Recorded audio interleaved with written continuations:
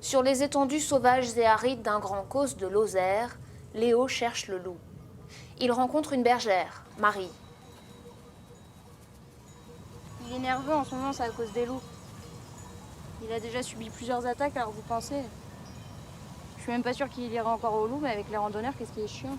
Se forme alors une famille à géométrie variable, c'est le moins qu'on puisse dire. Je me balade pas avec ça pour chasser les lapins.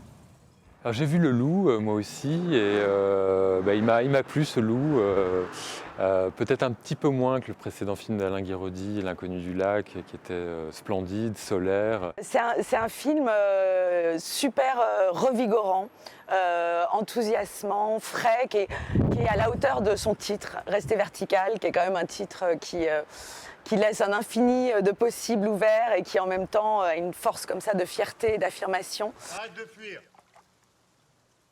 Arrête de m'embobiner. Et Léo enchaîne les allers-retours, seul, un bébé sur les bras, entre la Bretagne et la Lozère, entre le rêve et la réalité, et il sombre, petit à petit. Il y a des scènes complètement oniriques, parfois on pense qu'on est dans la réalité, on est dans le rêve, et puis le rêve lui-même ressemble à la réalité.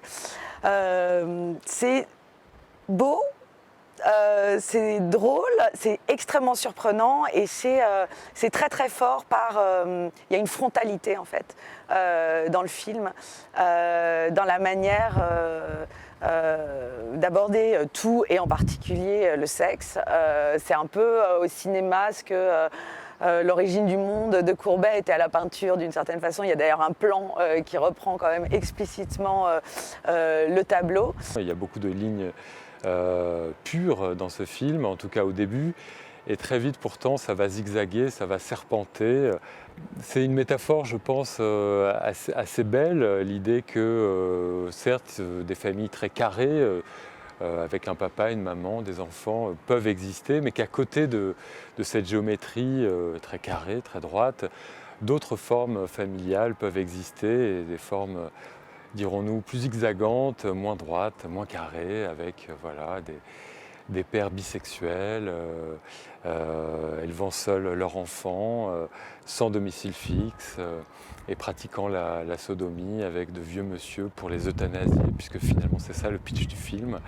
Que ça peut exister, que ce n'est pas finalement si mal que ça. Oui, je le voulais. Mais sans elle, c'est plus pareil. Qu'est-ce qui change? À deux, on est plus fort. Alain Guiraudy offre un regard bienveillant sur la sexualité des personnages tout en magnifiant les corps.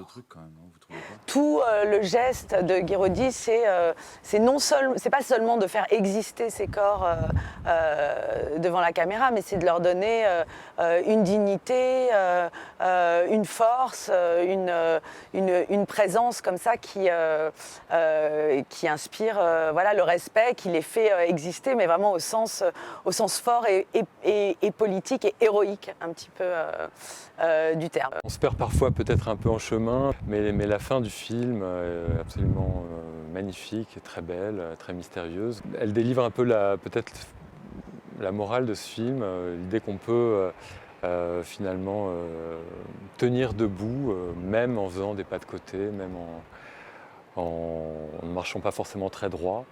Et rien que pour cette idée-là, le film vraiment nous emporte et nous emmène avec lui. Et un bébé, on peut pas l'abandonner. Pourquoi vous dites ça? Ça tombe sous le sens, non? Vous pensez que je vais l'abandonner? Qu'est-ce que vous allez faire? Qu'est-ce que vous voulez que je fasse? Rester vertical, en salle, le 24 août.